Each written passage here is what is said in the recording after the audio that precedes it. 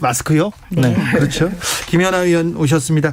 지금 대선 레이스 본격적으로 돌입했는데 김연아 의원님 나 도와줘 이러면서 만나자는 사람들 많죠. 저요? 네. 아직 없습니다. 윤석열 전 총장한테 연락 안 왔습니까? 안 왔습니다. 최재형 감사원장한테 연락 안 왔습니까? 안 왔습니다. 네. 최재형 감사원장이 결국 사표를 탁 던졌습니다. 요거 어떻게 생각하세요, 김연아 의원님? 일단 그 현직 감사원장으로서 대선 후보로 거론되는 것에 대해서 본인이 많이 부담스럽다고 얘기하셨고요. 저는 대선 출마 여부와 관계없이 감사원장 그만두실 것 같았어요. 최근에 여러 가지 발언을 통해서. 네. 그래서 뭐 그거의 한 단계라고 보고 있고요. 다음에 정말 대선을 출마하실지 어떤 메시지를 낼지 뭐 저는 반반 정도 생각하고 반반이요? 있습니다. 네. 권력기관에 있다가 바로 이렇게 대선 주자나 정치권에 바로 가는 거에 대해서는 조금 우려하는 게 맞죠? 근데 이제 저는 그런 생각이 들어요. 뭐 법적으로는 사실 큰 하자는 없는 거잖아요. 지금 그만두는 거는요. 네, 그런 거고. 근데 뭐 오죽하면 그런 결정을 내리실까라고 생각을 해서 저는 매번 말씀드리지만 출마의 변을 내일 이제 윤석열 전 총장이 내신다고 하잖아요. 그래서 얼마나 정말 국민들에게 명분을 얻는 출마의 변을 내실지 좀 기대해 봅니다. 오죽하면이라고요, 최민희 의원님? 법적 하자가 없다는 말이 어떤 사람에게는 면죄부가 되고 어떤 사람에게는 그 말이 철퇴가 되면 안 될 것 같아요. 네. 이게 사실 조국 전 장관 전국에서 계속 나왔던 게 법적 하자가 없다고 하면 그 말 가지고도 난리를 쳤거든요. 지금 그런 문제가 아니고 이분은 감사원장으로서 최악의 감사원장으로 기억될 겁니다. 감사원은 직무 독립성과 정치적 중립성이 생명인데 야권 일부 정치 지도자들과 이게 소통하고 있는 것 같잖아요. 언론 보도를 보면. 예.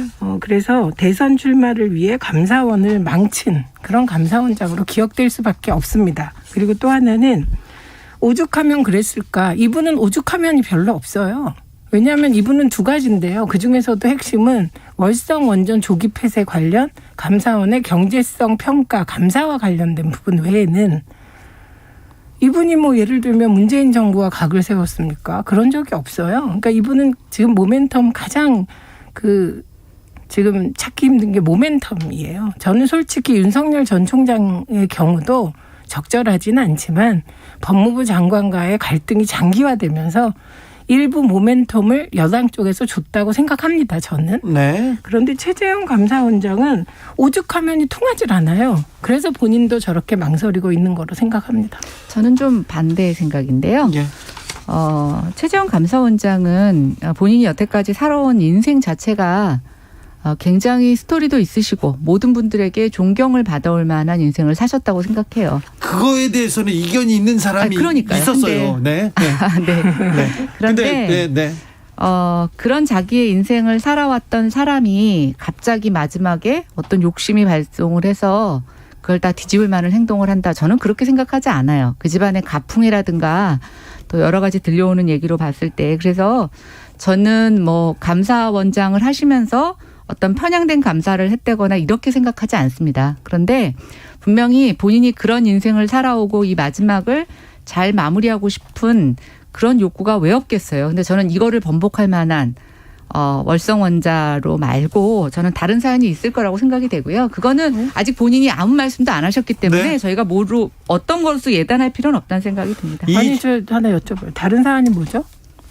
월성 원전 외에 그러니까 저는 다른 사안이 뭐죠? 그러니까 저 모르죠. 그런데 제가 생각할 때 뭐냐면 그러니까 그분의 살아온 인생으로 봤을 때 저희가 드러난 그 한 건 때문에 이런 일을 결정하실 분은 아니라는 거죠. 아니 그거야 주관적인 판단이신데. 제 주관적인 판단이라고 제가 말씀드렸잖아요. 그러니까 예를 들면 다른 사안이 있을 거라고 생각한다. 그건 별로 설득력이 없습니다. 왜냐하면 지금 나온 게 없기 때문에. 나오고 나면 모르겠지만. 이정용님께서 예전에는 왜 오죽하면서 나왔던 사람이 없었을까요? 이렇게 그러니까 지난 정부나. 네, 제가 말씀드리는 게 박근혜 정부에서는 정말 검찰총장을 불법을 동원해서 국정원을 동원해서 찍어내기 했습니다. 근데 그 최동욱 전 검찰총장이 민주당으로 와서 정치조차 하지 않았고 소문을 막 언론에서 분위기를 풍겼으나 민주당이 그분을 영입하지도 않았습니다. 지금 박근혜 정부로 치면 국정농단 최순실, 정체모를 강남 아줌마와 권력을 쉐어해서 대통령께서 탄핵당했습니다. 얼마나 문제가 많았겠습니까? 그 안에. 그리고 실제로 많은 것이 드러났고. 그런 일 없었잖아요. 그러니까 이런 부분에 대해서는 일단 감사원장이 문재인 정부에 대한 불만이 속으로 많았다. 있을 수 있다고 생각합니다. 그러면 그만둘 수 있어요. 사퇴까지는 할 수 있지만 야당 쪽에 가서 야당의 대통령 후보가 된다? 이건 전혀 별개다. 별개일 뿐만 아니라 아무것도 결정된 게 없고요. 그러니까 간다면. 네. 아니 지금 이분 얘기를 우리가 왜 합니까? 문재인 정부 뭐 박근혜 대통령의 탄핵과 같은 그런 국정 실패가 없었다? 모르겠습니다. 저는 정책 실패로 따지면 지금 부동산 사태라든가 또 권력 관련된 수사 아직도 정리 안 된 것 많지 않습니까? 뭐가 있습니까? 구체적으로 정리 안 된 거 얘기해 보십시오. 아니 지금 다 조사 중이잖아요. 아니요. 뭐가? 구체적으로 얘기해 보십시오. 울산시장 선거 개입 관련도 아직 남아있잖아요. 울산시장 건은요. 그 건 관련하여 다 정리가 됐고요. 그다음에 또 뭐 김경수 지사가 있습니까? 포함된 드루킹 사건도 아직 다 최종 판결 안 나지 지금 않았습니까? 뭐 하십니까? 드루킹 사건은요. 재판하고 있기 때문에 정부 차원의 수사, 검찰 수사는 특검으로 인해 끝났습니다. 그러니까 자, 막연하게 정리 안 된 게 많다 이렇게 말씀하시면 안 되고요. 그리고 이 건은 만약에 그걸 양보해서 제가 받아들인다고 해도 검찰총장 사안이지 이게 무슨 뭐 최재형 원장 사안입니까? 아니요. 그러니까 정책 실패의 모든 것들을 갖고 그 정부 내부에 있는 사람들이 이 정권이 정말 무능하구나 이렇게 판단할 수 있는 거 아닙니까? 아니 그러니까 속으로 판단할 수 있다는 거예요. 아니 그걸 그게 행동으로 옮길 여기까지, 수 있는 여기까지 사람과 할게요. 아닌 사람이 있는 거죠. 아니 그거는 정치로 간다는 건 잠시만요. 대권력이 없이 가능합니까? 최재형 그게? 감사원장 얘기는 앞으로 좀 또 지켜보고 얘기를 나누기로 하겠습니다. 최재형 감사원장이 임명될 때부터 말이 많았어요. 사실은 굉장히 미담도 많았지만 이거 정치적으로 좀 편향된 사람이 아닌가. 그래서 임명할 때 이런 분을 왜 쓰나. 그런데 탕평책 얘기도 나오고 뭐 다른 얘기도 나왔는데 최재형 감사원장 얘기는 향후 행보를 보면서 다시 얘기하겠습니다. 홍준표 의원이 복당했어요. 복당하면서 국민의힘 지지율에 국민의힘에서도 내부에 이제 대권에 대한 얘기를 하기 시작했는데 당내 분위기는 어떻습니까, 김연아 위원님? 저희 당내 분위기 특별한 거 없는데요. 홍준표에 대한 별로 상관이 뭐 다른 얘기도 없고 이견도 없고 그렇습니까? 네, 지금 뭐 홍준표 의원이 특별히 뭐 들어오셔서 지금 복당된 지 일주일도 채 안 되셨잖아요. 네. 네. 본인이 뭐 내일 정책 국민 보고회 하신다고 했고 네. 윤석열 전 총장에 대해서 조금 뭐 날쌘 비판하시는 거 있는데 네. 홍준표 의원의 어떤 성향이나 성정상 네. 그 정도는 굉장히 온유한 표현 아닌가요? 그렇기도 하죠. 우선 윤석열 전 총장을 향하여 네. 평생 사찰해왔던 사람이 사찰 운운하면 되겠냐. 이건 정말 돌직구 던지신 거고요. 네. 그리고 검찰 관련된 일은 국정의 1%밖에 안 된다. 네. 나머지 99%가 있는데 1% 가지고 대권 나오는 게 말이 되냐는 요지의 말이 두 개는 다 윤석열 전 총장에게는 굉장히 아픈 지적이었고요. 이에 대해서 이준석 대표가 그러니까 밖에 있는 후보들에 대해서 문제 제기하지 말라 이렇게까지 한 거니까 이거는 그 뭐 아무 일도 없었다는 건 아니죠. 아니, 저는 그러니까 그 정도 얘기는 충분히 할 수 있는 거죠. 아니, 잠깐만요. 지금 유승민 의원이나 원희룡 지사도 제 말을 끝까지 윤석열 하고요. 총장에게 그 비슷한 정도의 얘기는 하고 있습니다. 아니 네. 그러니까 네. 자, 중요한 거는 주민 의원님. 그게 아무 일도 없었다가 아니죠. 당대표가 공개적으로 그 당 안에 있는 유력 대선 후보 중에 한 사람한테 그 자제하라 이렇게 얘기하는 건 그건 큰일이죠. 아무것도 아니라고 얘기하면 안 되는 거고. 상대가 홍준표 의원이니까 또 상대적으로는 또 점잖하다 이렇게 볼 수도 있어요. 상대적으로요. 예, 그런데 어쨌든 네. 이렇게 공개적으로 당 대표가 워닝하는 거는 네. 이건 뭐 사실 그 표현만 자제지. 그러니까 홍준표 그 의원 입장에서는 경고받은 거거든요. 네. 공개적으로. 자, 그래서 이 최민희 의원- 갈등은 계속될 거라고 최민희 봅니다. 의원한테 또 물어볼게요. 정세균 후보와 이광재 후보가 먼저 단일화를 하겠다 이렇게 치고 나갔습니다. 노무현 전 대통령의 뭐 적통 얘기를 하면서 이렇게 얘기를 했는데 이 단일화 선언 어떻게 보셨어요? 일단 뭐 후보들 입장에서는 어떻게 해서라도 지지율을 올릴 수 있는 방법, 그 결과가 뭐 안 오를 수도 있어요. 그 방법을 찾고 있는 것이고요. 예. 그런데 지금 두 분의 그 단일화가 별로 이슈가 되고 있지 않은 것 또한 안타깝지만 사실이고요. 네. 그리고 지금 노무현 전 대통령을 보좌한 공통점이 단일화 선언에 그 동력처럼 나오고 있지 않습니까? 예. 근데 지금은 문재인 정부도 이제 이게 이제 국정 말기고요. 네. 그리고 21세기 마무리 이후로 넘어가는 시점이잖아요. 네. 우리 사회가 새로운 시대를 준비해야 되니까 저는 뭐 과거의 가치로 두 분이 뭐 단일화할 수 있습니다. 그러나 그게 국민적 공감대나 민주당 지지자들의 공감을 어느 정도 얻을지는 지켜봐야 한다고 생각합니다. 예. 여권의 대권 레이스는 어떻게 보고 계십니까? 김연아 의원님? 네, 저는 뭐 일단 지금 이재명 지사의 독주에 다른 어떤 것도 특이점이 발견되어 있지 않고요. 예. 저희는 뭐 글쎄요 6명이 누가 되실지는 사실 야당의 관심사는 아니고 예. 이재명 지사가 좀 어느 정도 득표율을 또 당의 지원을 받아서 1위 후보가 되느냐. 그다음에 2등은 누굴까 정도 관심 있고 나머지는 글쎄 뭐 야당의 큰 관심 사항은 아닌 것 같습니다. 그래요? 저기 국민의힘은 어떻게 판이 짜질 것 같습니까? 일단 국민의힘은 내부 후보들의 지지율보다 예. 외부의 잠재적 후보군에 예. 관심이 더 높은 상황이지 않습니까? 지금 그렇죠? 네. 그러니까 그 외부에 있는 후보에 계속 의지하는 국면이 이어지겠죠. 그래서 이게 잘 되면 오세훈 후보 단일화처럼 그런 시너지 효과를 낼 수 있을 테고 이게 뭐 잘 안 될 경우는 그러니까 우리 속담에 닭 줬던 게 지붕 쳐다본다. 이런 결과가 나올 수도 있기 때문에 유동적으로 봅니다. 네. 당 내에서도 그래서 지금 국민의힘 내부에서도 외부 영입 인사를 어떻게 해야 되는 건지 태도를 어떻게 해야 되는지 좀 많은 고민이 있을 거예요. 김연아 의원님. 예, 고민하시겠죠. 지금 뭐 입당 시기라든가 또 뭐 김동연 부총리도 사실은 좀 언급이 되다가 지금 또 크게 동작 뭐 어떤 행위나 그런 것들을 내보이고 있지는 않으셔서 또 네. 오늘 사의를 표명하신 최재형 감사원장이 정말 대권에 도전을 하실 건지도 네. 좀 유동적이고요. 또 저희 내부에서 뭐 홍준표 의원이라든가 유승민 의원, 원희룡 지사부터 시작해서 내부에서 준비하고 계시는 분들도 계십니다. 하태경 의원도 선언했는데 사실은 언론의 주목을 못 받고 있죠. 네. 뭐 이분들이 어떻게 구체적으로 이제 본인들의 그런 모습을 보여주실지 조금 진행을 지켜봐야 될 것 같습니다. 정치적 원의 시점 6시에 이어가겠습니다.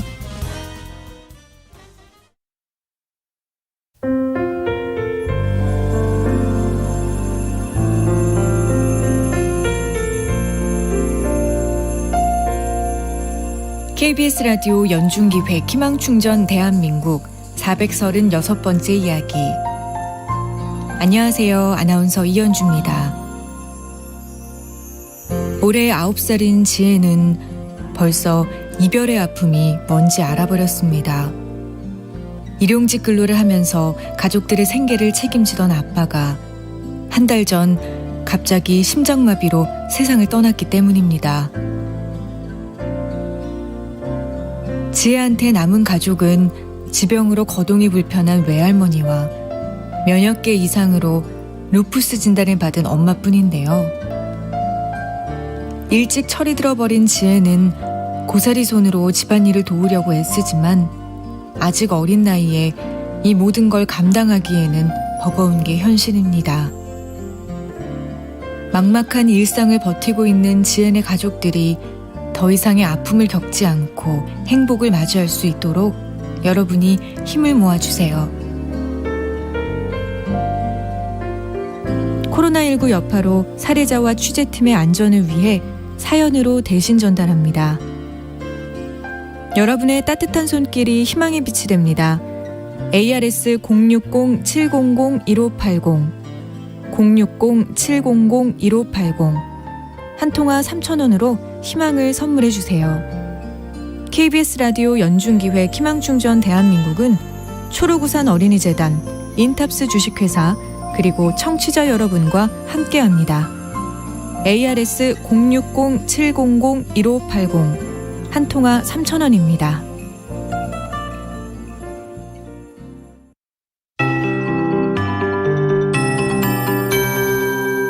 KBS 58분 날씨.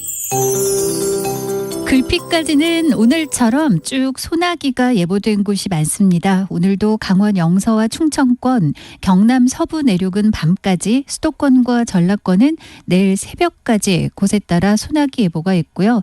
한편 동해안을 중심으로는 내일 오전이나 아침까지 가끔 비나 빗방울이 조금씩 떨어질 수 있겠습니다. 내일과 모레 글피까지도 곳곳에 소나기가 좀 내릴 수 있겠고요. 이후로 장맛비가 시작될 가능성이 있습니다. 7월로 넘어간 늦가기 장맛비지만 7월 2일 금요일을 시작으로 장맛비가 내릴 수 있겠고요. 우선 제주도부터 금요일에 장맛비가 예보되어 있습니다. 이후로 그 밖에 전국에서 서서히 장맛비가 내렸다 그쳤다 반복될 것으로 예상을 하고 있고요.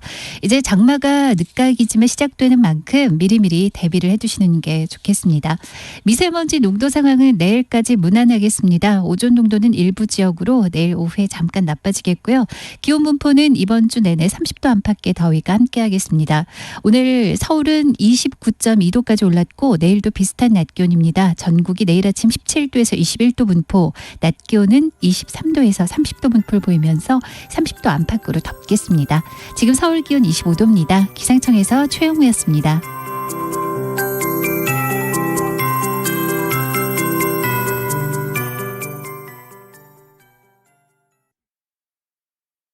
정성을 다하는 국민의 방송 KBS가 6시를 알려드립니다.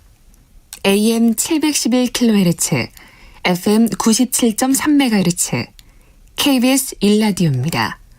HLKA.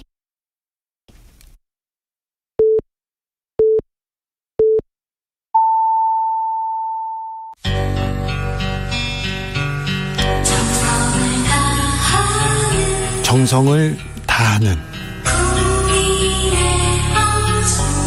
국민의 방송 KBS 주진우 라이브. 그냥 그렇다고요. 주진우 라이브 함께하고 계십니다. 라디오 정보센터 다녀오겠습니다. 정한나 씨.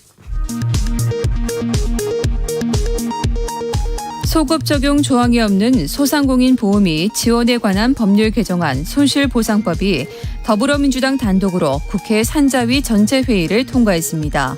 소급 적용 조항이 빠진 대신 과거 손실에 대해서는 피해 지원 형태로 사실상의 소급 효과를 내도록 했습니다.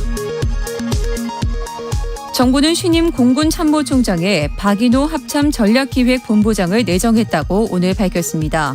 박 내정자는 대장 진급과 동시에 내일 국무회의 심의를 거쳐 문재인 대통령이 임명하면 공식 업무에 착수하게 됩니다. 참여연대는 부동산 투기 논란으로 경질당한 김기표 전 청와대 반부패 비서관과 관련해 당사자 경질로 끝날 일이 아니며 명백하고도 반복적인 인사검증 실패에 대해 김혜숙 인사수석을 경질하는 등 관련 참모진에게 책임을 물어야 한다고 주장했습니다. 정부가 오늘 2021년 하반기 경제정책 방향을 확정하고 반도체, 2차전지 배터리, 백신 3대 분야를 국가경제안보 차원에서 중요한 국가전략기술로 지정하고 동시에 세제자금 지원 등 종합지원 내용을 담은 특별법 제정을 추진한다고 발표했습니다. 카카오뱅크가 오는 8월 상장을 목표로 유가증권시장 상장을 위한 증권신고서를 오늘 금융위원회에 제출했습니다. 공모 희망가를 토대로 산출한 카카오뱅크의 상장 후 예상 시가총액은 최대 18조 5,289억 원입니다. 일반 청약은 다음 달 26일, 27일 실시될 예정입니다. 지금까지 정보센터 뉴스였습니다. 정치적 원의 시점 최민희, 김연아, 최민희 두 분과 함께하고 있습니다. 자, 대선 레이스가 본격적으로 시작됐는데 자, 다크호스 아니면 이거는 좀 특이할 점, 지켜봐야 될 점 좀 짚어주십시오. 먼저 최민희 의원님.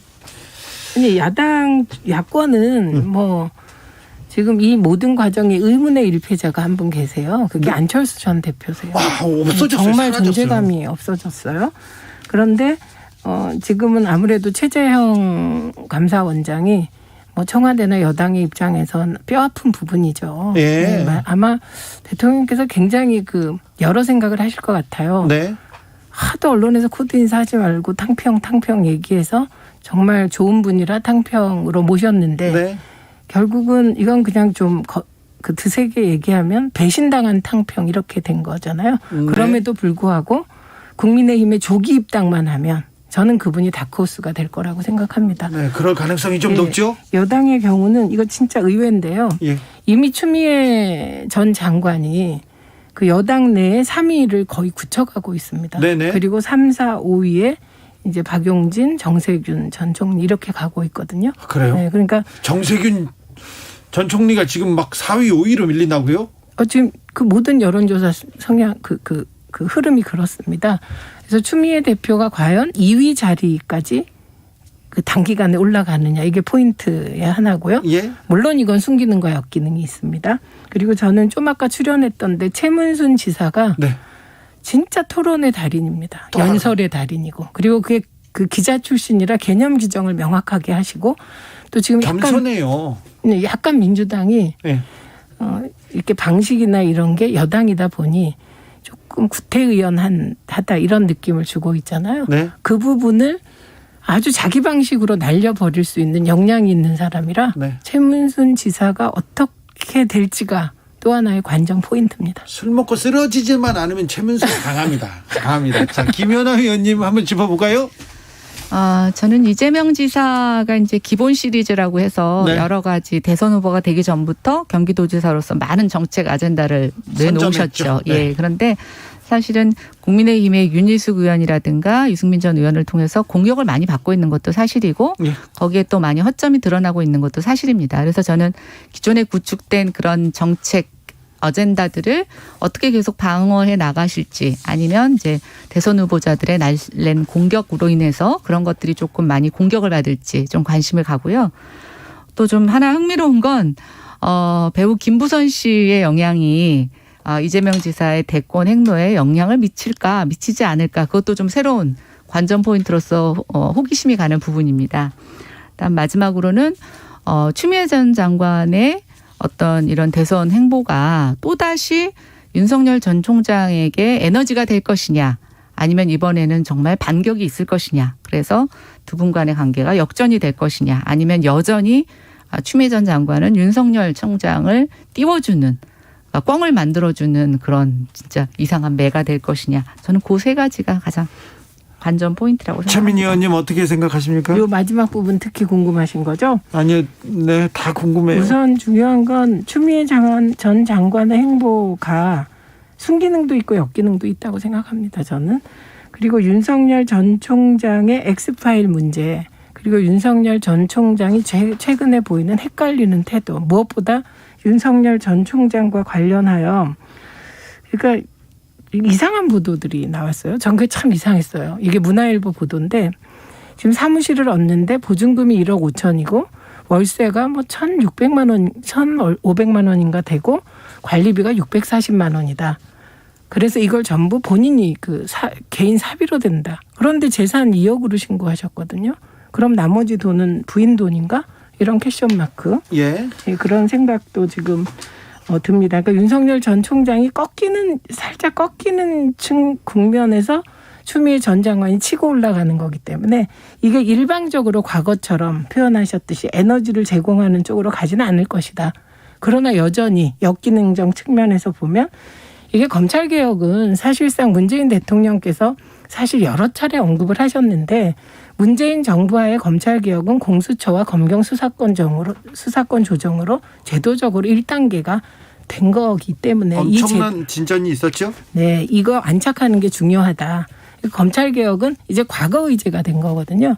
그럼에도 불구하고 과연 추미애 전 장관의 행보가 윤석열 전 총장에게 다시 에너지를 만들어줄지 이 부분은 뭐 두 개가 공존한다고 생각하는데 추미애 전 장관의 역할 중에 하나가 지금 개혁이 지지부진한 데 대해서 답답해하는 여당 쪽 열성 지지자들을 묶어주는 역할을 할 것이다. 그래서 순기능과 역기능을 비교하면 저는 경선 과정에선 순기능이 약간 더 크다고 생각합니다. 경선 과정에서는요. 네. 조이용님께서 우리나라 대권 후보자 참 많아요. 참 많아. 옥석을 가리는 과정 기대됩니다. 얘기합니다. 내일 윤석열 전 총장의 출정식이 있습니다. 기자 질의응답이 있다는데 이 예정된 질의응답이 굉장히 궁금합니다.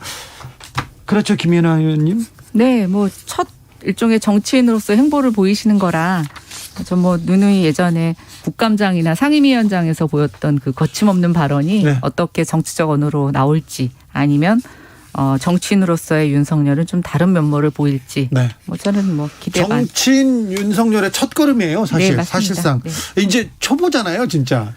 정치인으로는 어떻게 생각하십니까, 최민희 의원님은? 우선 윤봉길 기념관 대관 과정에 꼼수 논란이 일었습니다. 근데 네. 이걸 또 꼼수 아니라고 얘기해요. 근데 제가 보기에는 약간의 꼼수입니다. 그러니까 이런 거는 좀 더 잡음이 없게 관리하는 게 필요할 것 같고, 이건 뭘 얘기하냐면 주변에 일을 잘 실무적으로 처리하는 사람이 없다 이런 얘기기도 합니다. 근데 이런 게 반복되면 대단히 곤란하겠죠. 그리고 검찰총장이었을 때 윤석열 전 총장에 대해서는 법조 기자, 특히 검찰 출입 기자를 중심으로 상당히 우호적인 분위기가 형성되어 있습니다. 네. 그런데 검찰총장이 아닌 대권 후보로서의 윤석열 후보는 내일 대권 선언하면 이제 우리의 그 명칭 고민이 끝납니다. 네. 이제 후보라고 부르면 되거든요.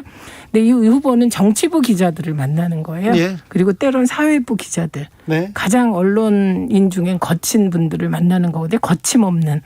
그렇기 때문에 과거처럼 10원 한 장 피해를 준 적 없다. 장모가. 이런 발언을 했다가 전원 과정에서 잘못됐다. 이런 실수가 이제 용납되지 않기 때문에 정말 조심하셔야 될 겁니다. 이제 더 이상 검찰총장이 아니거든요. 네, 정치인 이제 후보 또 내일 선언을 어떻게 할지는 아직 모릅니다. 그런데 아무튼 정치인으로 첫 발을 떼게 됩니다. 만약에 출정식에서 자기가 출마 선언을 하면요. 내일 또 여러분들 굉장히 궁금해하는 부분이 엑스파일에 대한 질문이 나올 텐데 답을 할까요? 이 얘기가 나오는데 이게 검사라면 다른 사람이라면 엑스파일에 대해서 해명을 하지 않아도 되고 그냥 지나가도 되는데 정치인이지 않습니까? 대권 주자이기 때문에 꼭 이런 질문 나오지 않습니까? 최민희 의원님. 나오죠. 네. 나오는데 그 엑스파일 버전이 너무 많아서 네. 그 버전을 전부 부정하기가 힘들어요. 지금 한 10개 이상 나왔을 거예요. 네네. 그리고 그거는 그런 것도 있다는 거 아니에요? 공안 쪽에서 한 게 아니야라는 의심이 가는 문서까지 있다는 거예요. 버전이 너무 많아서. 그런데 그중에 열린공감 TV가 우리가 했다라고 공개했던 취재 파일. 그 목록 중에 일부는 사실로 드러나서 재판받는 것도 있기 때문에 통째로 거부하기는 어려울 것 같습니다. 그러면 이제 적당히 피해갈 거라고 생각이 드는데 제가 이제 오다가 김진태 전 의원이 그 법사 인사청문회 과정에 질문한 걸 이렇게 질의응답. 네. 근데 김진태 전 의원이 그 아내의 윤석열 전 총장 아내의 학벌을 묻더라고요. 그랬더니 쭉 얘기를 하다 서울대 경영학과 대학원을 2년 마쳤다 이렇게 표현을 한 부분이 있더라고요. 그러니까 이건 이제 김진태 전 의원이 물어본 겁니다. 예. 그러니까 그 학점을 내라 이렇게 얘기를 하고 맞춰지는 요지에 그런 게 있었습니다. 그러니까 이게 이런 게 지금 돌아다닐 정도니까 상당히 디테일하게 검증이 이루어질 거고 내일 당장에 제가 기자라면 국감장에서 검사들 그 향응 접대받은 거 사실로 드러나면 사과하겠다고 한 적이 있습니다. 예, 있습니다. 근데 사실로 드러났는데 네. 사과를 안 하셨어요. 그거 사과할 의향이 있냐고 물을 것 같습니다. 막 큰 거대 담론보다는 구체적인 언행에 대한 질문이 나왔으면 좋겠습니다. 김연아 의원님. 네, 이제 대통령 되려면 배우자 성적표까지 내야 되는 상황이 된 것 같은데. 아니, 아니 이건 김진태 전 의원이 네, 아니요, 뭐, 청문회에서 물었어요. 그러니까 저는 내일 그때 제가 윤석열 전 총장이라면 네. 그런 엑스파일을 물어봤을 때 어느 버전의 엑스파일이냐고 반문할 것 같네요. 4297님께서는 엑스파일 차차 말씀드리겠습니다. 이렇게 대답할 것 같아요. 얘기합니다. 네. 아니 그러니까요. 어느 버전의 엑스파일을 얘기하시냐고 그럴 것 같은데요. 네. 쿡 제임스님께서는 기자들이 겁먹고 질문도 못할 것 이렇게 얘기도 합니다. 그게 그 법조 쪽이라면 친분 관계가 있으니까 그럴 수 있는데 정치부를 그렇게까지 보지는 않습니다. 저는. 네. 그리고 질문을 엑스파일에 대해서 어떻게 생각하십니까? 이런 질문 안 할 것 같은데요. 그건 정말 의문이죠. 네. 거기에 어떤 부분에 대해서 질문할 것 같은데요. 7163님께서 누구나 첫사랑이 있듯이 엑스파일도 모두에게 있는 것 아닌가요? 그런 얘기도 하셨고요. 0019님께서 내일 발표문을 일부 인용하겠습니다. 저는 이제 평범한 국민의 일원으로 돌아가 국가와 국민을 위해 봉사하겠습니다. 이런 일이 일어날 수 있을지 모릅니다. 이렇게 아직 출마할지 않을지 몰라요. 이렇게 생각하는 사람들도 있어요. 뭐 그 판단, 그 선택이 결코 나쁘진 않다고 저는 생각합니다. 저는 출마 선언할 거라고 생각합니다. 네, 하시겠죠. 저기 국민의힘에서도 권익위 조사를 받습니다. 이제 부동산 점수조사 착수할 계획입니다. 내일부터 시작합니다. 그죠? 네, 맞습니다. 네. 이제 뭐 기다려보면 되겠죠? 네네. 네, 조금 늦었지만 뭐 전수조사 동의서 거의 낸 것 같습니다. 그래서 민주당과 똑같이 권익위에서 전수조사 하겠다고 합니다. 8명이 개인정보 동의서를 안 냈더라고요. 지금요? 네, 그래서 확인을 해봤더니 민주당 쪽도 6명이 안 냈더라고요. 아, 그래요? 네, 그럼 이제 이 8명과 6명은 왜 안 냈을까? 이게 이제 궁금하죠. 그렇죠. 네. 기자들이 취재해야지 그거. 네, 이런 걸 좀 취재하시면 어떨까? 왜 민주당 쪽엔 6명이 안 냈는지. 그리고 8명은 안 내는 만한 왜 분명한 이유가 있을 거 아니에요? 8명이 안 냈는지. 네. 이런 걸 기자들이 취재했으면 좋겠고 그렇지. 민주당은 숙제가 이제 다시 돌아온 거죠. 네. 12명 출당 내지 탈당과 관련하여 예. 분명한 태도를 민주당은 요구받게 될 것 같습니다. 네, 그렇죠. 근데 이런 경쟁을 좀 해서 네. 국민들의 눈높이를 좀 맞춰야지.